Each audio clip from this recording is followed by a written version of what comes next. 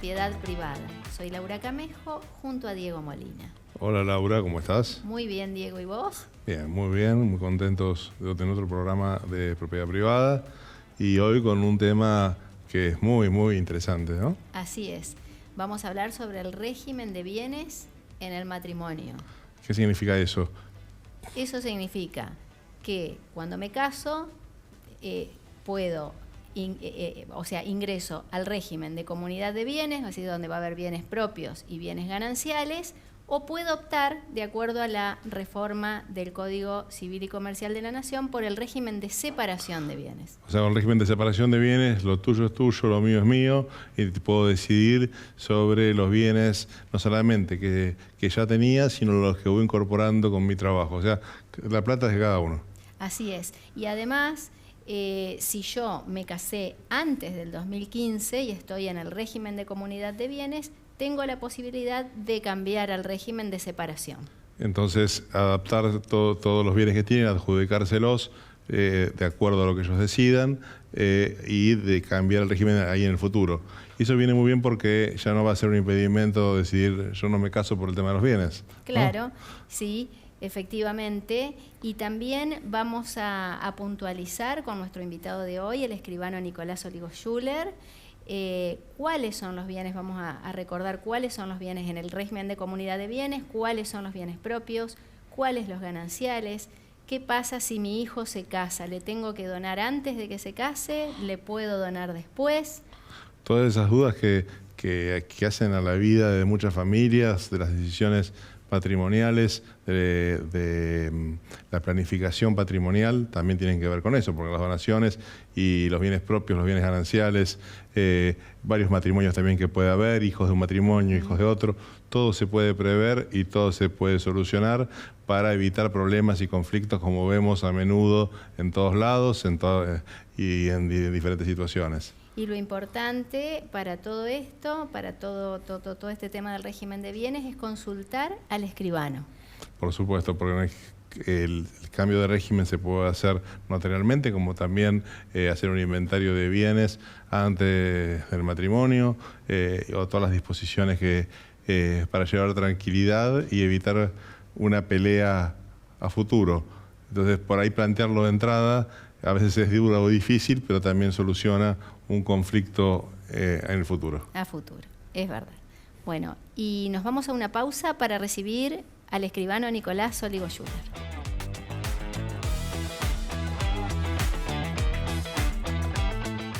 En este último año, desde el Consejo Federal del Notariado Argentino, hemos realizado importantes gestiones que reflejan nuestro compromiso con el desarrollo del notariado y su vínculo con la sociedad. En el plano internacional, participamos en las reuniones del Consejo General de la Unión Internacional del Notariado en Belgrado, así como en las sesiones plenarias de la Comisión de Asuntos Americanos en Punta Cana y en Tenerife. Además, notarios argentinos representaron al país en diversas comisiones de la Unión, reafirmando nuestro compromiso con el trabajo global.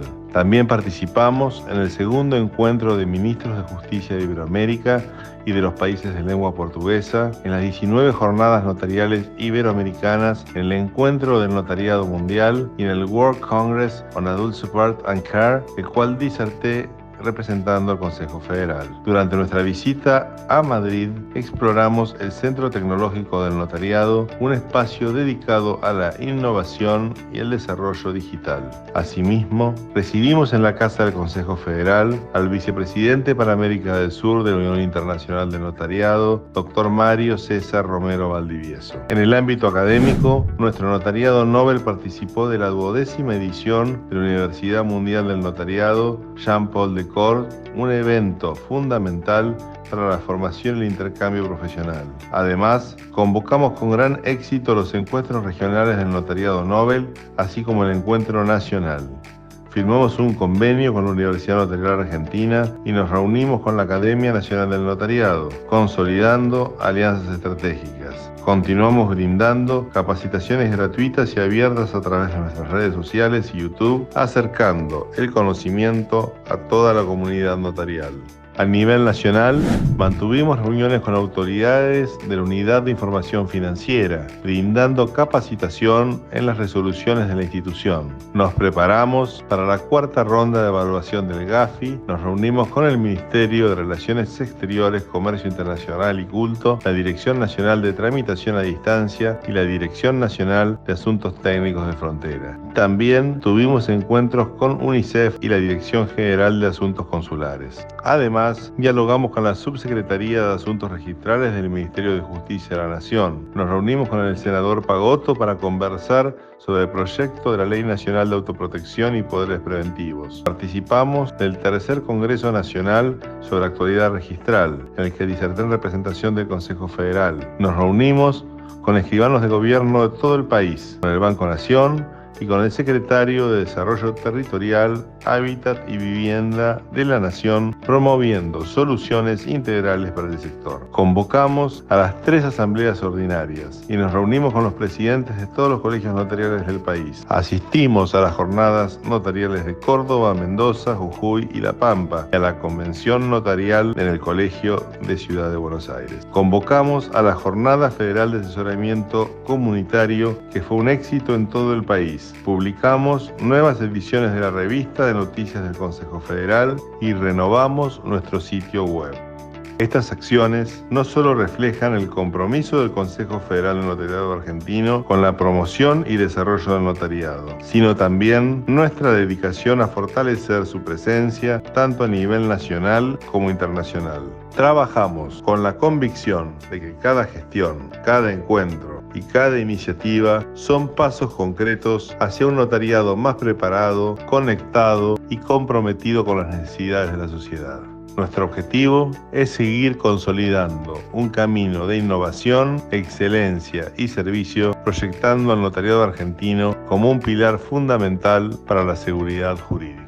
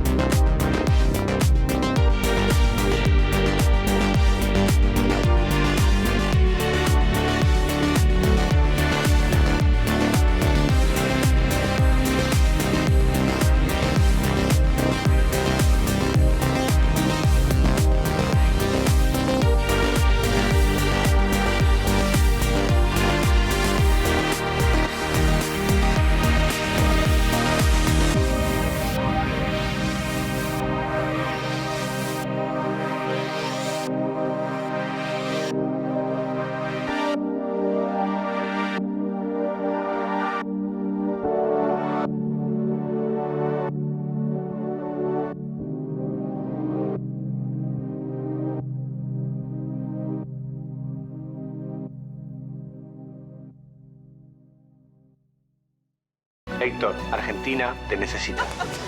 ¿Contamos con vos? ¡Conta conmigo, papá! Quiere que vuelva. Esto es 1-1, Pablo. Hay que convocarlos a todos. Pensá en macro. Luis Ferreira brinda asesoramiento en seguros para escribanos y tecnología aplicada a la autogestión.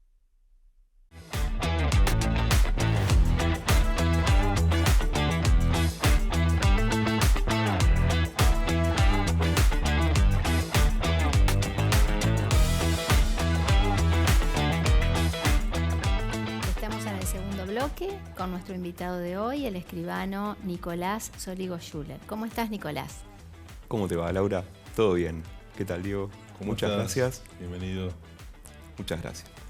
Bienvenido a este programa de propiedad privada para hablar. Hoy nos vas a hablar sobre el régimen de bienes en el matrimonio. ¿Qué significa esto, Nicolás? Exactamente.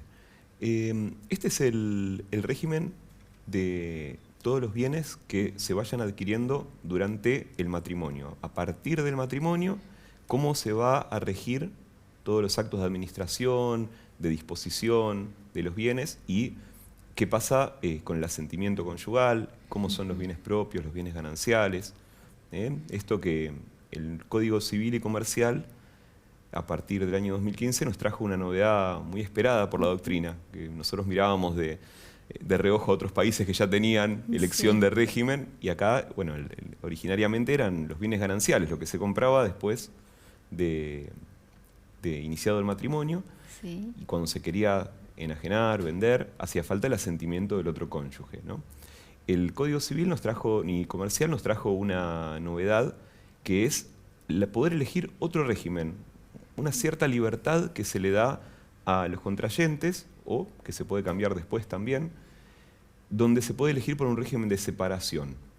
¿Qué significa? ¿Qué significa? Y quiero comentar Sí. qué tan importante que es hoy, a la hora que cuando uno ve tantos casos mediáticos de divorcios escandalosos y de bienes, como hoy la ley te permite prever, en el caso que vos quieras, qué régimen querés. Así que, como decía vos, qué significa uno y el otro, pero siempre teniendo en cuenta esto. Me voy a casar, puedo tomar una decisión antes y evitar problemas el día de mañana, que esperemos que no, pero puede estar todo previsto, o posteriormente. Entonces, me parece que es importante la reforma del código en cuanto afecta a las personas en algo tan importante como es el patrimonio construido durante un matrimonio. Claro, porque el régimen supletorio, si uno no dice nada y se casa, como sinceramente pasa en la mayoría de los casos, ¿qué ocurre? Ingresan en un régimen de comunidad, de gananciales. Todo lo que se adquiera después del matrimonio es un bien ganancial, que puede estar a nombre de uno o a nombre de ambos o del otro, de los cónyuges, y esos bienes, el que lo compra, hay una expectativa del otro sobre la mitad de esos bienes para cuando se disuelva el vínculo matrimonial o se disuelva el régimen patrimonial. Puede ser, por ejemplo, que uno fallezca, entonces ahí se actualiza la expectativa y se recibe el 50%, o se divorcien también. Claro. Entonces, de esta manera, con el régimen tradicional, que es el régimen de comunidad de ganancias, se protege a que haya una paridad entre ambos. Se protegería de alguna manera al más débil. El que tal vez no generó los ingresos tiene una expectativa al término del matrimonio para obtener el 50%. Bien. Entonces rige el mismo sistema que de antes, si uno no elige, rige el sistema de bienes gananciales, y ahí en el caso de vender se precisa siempre la firma de ambos, ¿no? Uno como titular y el otro como asentimiento. Claro, cuando se trata de bienes registrables, inmuebles, automotores, buques, aeronaves, ¿sí? O algunos otros supuestos específicos que prevé el código, hace falta la firma del otro cónyuge, que da técnicamente el asentimiento conyugal. Que también hace falta cuando lo que se enajena es la vivienda familiar. O sea que hay un núcleo de normas, que se suele decir régimen primario, un núcleo de normas inderogables donde el código protege la vivienda, y para poder enajenarla o disponer de derechos sobre la vivienda, también hace falta el asentimiento, aunque se trate de un bien propio. Claro. Por ejemplo, si yo vivo en una casa que me donaron mis padres, ¿no? Ese sería un bien propio mío. Exacto. Pero yo estoy casada y vivimos con mi familia, con mi esposo, en ese inmueble. Si yo lo vendo, él tiene que prestar ese asentimiento. Exactamente. Sobre los muebles o el transporte también de las cosas que haya dentro de la vivienda familiar. Y los bienes propios son aquellos que se trajo cada uno al matrimonio y los que se adquirieron con posterioridad por herencia, legado o donación, es decir, a título gratuito. Muchas veces pasa que los requirentes dicen, mi hijo se va a casar, le quiero donar los bienes antes de que se case. Y decimos, en realidad es lo mismo, se puede donar antes o después, porque en cualquier caso va a ser una adquisición gratuita y de esa manera también es un bien propio. Los bienes propios no hay una expectativa sobre el 50% al término del matrimonio. Esos quedan tal como están en el patrimonio de cada uno. O sea que si yo lo voy a vender, necesito el asentimiento, pero si me divorcio, ese bien no ingresa en el juicio de divorcio. Automáticamente pasa a ser un bien personal. Que se precisa el asentimiento únicamente que sea la sede del hogar conyugal, o de hijos menores. Si no, no se precisa en los demás bienes, o si es el único bien que tiene y lo tengo alquilado, por ejemplo. Entonces vivo en otra propiedad, en ese caso no se necesita. Claro, ese es un buen ejemplo. Si fuera el caso de la vivienda familiar y se quisiera alquilar, si bien no es un acto de disposición, sino que por el contrario, es un acto típico de administración, como estaríamos desplazando la utilidad del bien en otra persona, ahí hace falta también el asentimiento conyugal, eventualmente. En ese contrato. Si uno va a alquilar la vivienda familiar, no lo puede decidir inopinadamente uno solo de los cónyuges. Requiere sí o sí el asentimiento del otro. Bien. Y el resto de todos los bienes propios no se requiere. Si no se vive en la propiedad, si no se da el hogar conyugal, no se requiere nunca, porque también eso lleva tranquilidad a los bienes recibidos por donación o herencia o legado. Exactamente. O los anteriores a la celebración del matrimonio. Claro, también puede pasar que haya un bien que la causa de adquisición era anterior al matrimonio. Por ejemplo, se había firmado un boleto de compraventa, luego se casan y se escritura con posterioridad. Si bien la adquisición efectiva en el patrimonio fue luego del matrimonio, reconoce su origen en una causa anterior, como ser un boleto de compraventa, o a veces, en los casos tal vez sin título, cuando hubo una posesión, si la posesión comenzó antes del matrimonio, también se reconoce como un bien propio, por más que se termine adquiriendo por usucapión mucho después, ¿no? Ya casados. Y un caso que también que es interesante, que por ahí nos puedes contar, es el caso de se vende un bien propio y se reemplaza por otro bien que adquiero haciendo con la ganancialidad, pero quiero que tenga ese carácter propio. ¿Lo puedo hacer y cómo hago? Muy buena pregunta. A ver, hay una presunción de ganancialidad. Todo lo que no se especifique el origen se considera que es ganancial. Entonces, para contrarrestar esa presunción de ganancialidad, tenemos lo que se llama reinversión de bien propio, técnicamente, que es que se vende un inmueble propio, ese dinero ingresa al patrimonio y sigue siendo propio, por un principio general del derecho que se llama subrogación real. Subrogar es poner una cosa en lugar de otra. Entonces, el bien que salió, a sus efectos ingresó una suma de dinero y esa suma de dinero es propia. Pero ¿qué ocurre? Cuando vaya a comprar otro bien, puede ser que use ese dinero o use otro dinero. Entonces, si no se dice nada, ahí tenemos la presunción de ganancialidad. Claro. Si queremos contrarrestarla, tenemos que decir que vamos a comprar con dinero propio, circunstancial el origen, decir de dónde vino, y el código trae como novedad que requiere la conformidad del cónyuge. Entonces, él tiene que dar la conformidad. Si no se prestó en ese momento, se puede prestar después. Con lo cual, y ahí de esa manera quedaría, se llama reinversión porque se obtuvo un dinero y después se volvió a invertir. Si no, otro caso es que, por ejemplo, los padres le donan el dinero a uno de los cónyuges, a su hijo, y él va a comprar un inmueble con ese dinero propio. Y eso se llama inversión porque es la primera vez que va a invertir el dinero. No es que lo reinvierte, por así decirlo. Y ahí también el cónyuge tiene que comparecer ahí y decir que le consta. Que comparecer, exacto. En los otros casos, por ejemplo, una permuta directa, ahí no haría falta que el cónyuge venga porque ya del propio contrato surge, no es que hubo un dinero que no se puede, que requiere una trazabilidad. El mismo inmueble que salió ingresó otro en su lugar. Bien. Y que, a ver, estábamos hablando del régimen de comunidad de bienes. Sí. ¿Cómo es este nuevo régimen que trajo el Código en la reforma de separación de bienes? El régimen de separación de bienes es lo opuesto porque no hay una expectativa de ganancialidad, no hay bienes en común. Entonces, cada uno conserva los bienes de su patrimonio y al término del matrimonio no hay una división. Entonces, acá en este caso, cada uno no hay bienes propios y gananciales, sino directamente bienes personales de cada uno. Rige también imperativamente el asentimiento para vender o enajenar o disponer de la vivienda familiar. Pero respecto de los otros bienes, cada uno los adquiere con su dinero, con su trabajo y puede disponerlos libremente. La única excepción es la vivienda familiar. Este tal vez sea motivo de asesoramiento porque hoy en día estadísticamente es baja la cantidad de matrimonios que optan por este régimen. ¿Y por qué se debe esto? Primero tal vez por falta de difusión, ¿no? Falta de divulgación sobre este tema. Y segundo, a veces también por falta de asesoramiento. Entonces es importante que los contrayentes se asesoren, tal vez ante un escribano, y permitan ver qué régimen quieren elegir. ¿Y cómo se opta? Se hace también por escritura pública.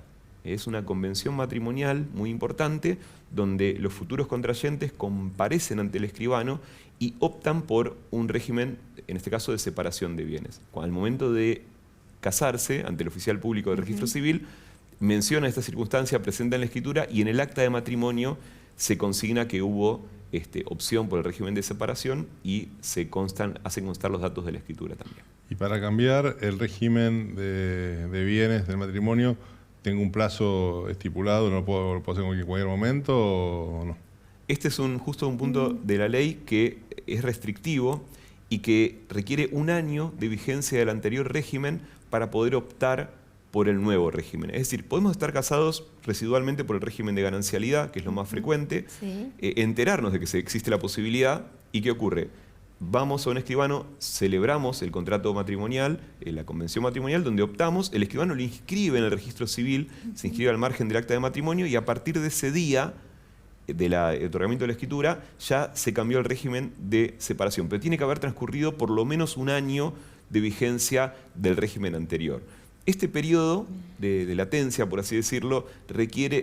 ¿Por qué existe? Seguramente se trate de un periodo para que las partes hayan podido pensar esta decisión y anteriormente, si se casaron y se olvidaron, van a tener que esperar 1 año para poder cambiar de régimen. Y la pueden cambiar todas las veces que quieran después, pero siempre esperando 1 año anterior. O sea, si yo me caso y no tengo esta precaución o no sé que existe el régimen de separación de bienes, ya directamente por el hecho del casamiento quedo en el de comunidad de bienes. Exactamente. De propios y gananciales. Exactamente. ¿Y cuándo podemos asesorar que la persona vaya por el lado del régimen de separación? Sí. A lo mejor tal vez tenga alguna significación, importancia cuando, por ejemplo, haya hijos de un anterior matrimonio, cuando haya un poder adquisitivo muy importante de uno de los cónyuges que, como ya un acuerdo que tenían en el plano social, no querían que uno participara de las rentas de esos bienes. Entonces, de esa manera se pacta. Ojo que siempre el matrimonio torna potenciales herederos entre sí, o sea, los cónyuges se heredan. Bien. Eso no se puede pactar en contrario. La opción para no heredar, dicho así groseramente, es no casarse. Porque es muy frecuente la pregunta, ¿qué pasa con las uniones convivenciales? ¿Heredo por haber estado conviviendo? No, los convivientes no se heredan entre sí, sí el matrimonio, sea el régimen patrimonial que sea. Muy claro, muy bien. El otro día una consulta que recibimos era, me quiero casar, pero tengo un patrimonio muy grande y no sé qué decirle a mi futuro marido, en este caso era una chica, una empresaria, y cómo planteárselo el régimen de separación. Claro, yo digo, es mucho más difícil plantearlo, pero también soluciona y da tranquilidad y que la gente se case, porque si no, no se casa. Sí, yo he llegado a una reflexión similar a la tuya. Para mí, antes el tabú era casarse o no casarse por el tema de los bienes. Ahora el tabú es casarse con régimen de separación de bienes o no decir nada al respecto. Es decir, pero la verdad que hoy está muy bien que la ley prevea esta opción. Yo creo que con el tiempo, con la difusión de las ideas y estos conceptos, se va a ir abriendo camino sociológicamente y estadísticamente, porque es una buena solución para estos casos. O tendría que ser al revés, la normalidad sea la separación y si no... el régimen de ganancias. Con los tiempos que corren, posiblemente eso termine siendo así. Así la ley soluciona todo, sin necesidad de decirlo. Hay países, por ejemplo, Gran Bretaña, donde el régimen supletorio es el de separación, justo como el caso que vos decís. El de comunidad. No, el de separación es el supletorio. O sea, si uno no dice nada, tiene los bienes separados. En cambio, en Argentina, si uno no dice nada, tiene el régimen de comunidad. Claro, el supletorio, está bien, está bien. Así que bueno, hay que casarse entonces. Hay que casarse, pero hacer bien las cosas antes para no tener problemas después y no pelearse por los bienes. Porque no sé, hubo un factor de discordia de un divorcio, entonces yendo un escribano y realizando hoy en día la separación o en el momento de casarse también, dejar todo bien clarito me parece que genera evitar un conflicto el día de mañana y sobre todo, como lo decías vos, cuando hay hijos de diferentes matrimonios y que por ahí también se tiene miedo después de perjudicarlos. Claro, y siguiendo el caso que vos contabas, tal vez un asesoramiento notarial puede ser otro de las convenciones matrimoniales, que es el inventario y el avalúo de los bienes. Porque esto tiene especial importancia en el caso de los bienes muebles no registrables. A lo mejor tiene una colección de pinturas, uno de ellos, una biblioteca importante, o todas ciertas cuestiones que tienen mucho valor, joyas, todo lo que se puede identificar en un inventario, y al dejar constancia de ese inventario ya queda preconstituida la prueba de que eso es un bien propio. O incluso, aunque opten por el régimen de separación, también queda la preconstitución de prueba de que era un bien propio de ese contrayente, un bien personal de ese contrayente. Bien. Bueno, cuántas preguntas que quedan por hacer, ¿no? Pero lamentablemente llegamos al horario del cierre. Sí, nos tenemos que ir, pero la verdad que fue un tema muy interesante y que aclara a mucha gente que va a tomar la decisión de casarse, tomar estas decisiones antes de celebrar el matrimonio o solucionarlo ahora a través del cambio de régimen que se puede hacer si pasó un año después de la celebración, ¿no? Así es. Bueno, muchas gracias, Nicolás, pero antes de despedirnos, tenemos algo para entregarte, que es un regalo de Gigot Cosméticos. Muchas gracias. Gigot es una empresa argentina que cuenta con planta de elaboración propia y que está en constante crecimiento como vos. Si querés, podés sumarte al equipo de Gigot llamando al 0810-999-9200. Bueno. Muchas gracias. Gracias a vos. Y nos estamos despidiendo hasta el próximo programa de Propiedad Privada.